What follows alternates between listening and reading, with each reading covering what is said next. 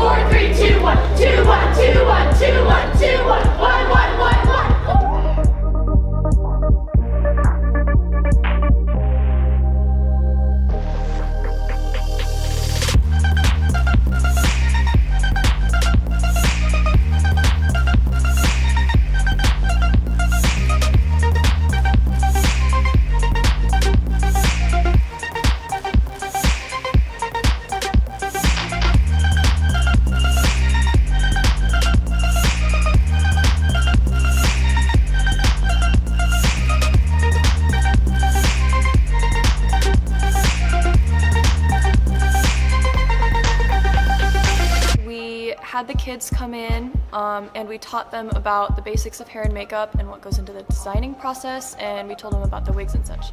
I wasn't expecting as much interest in the props as we got today.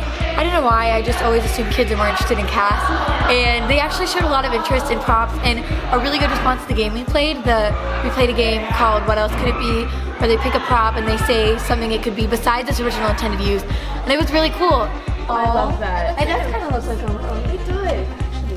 What about you?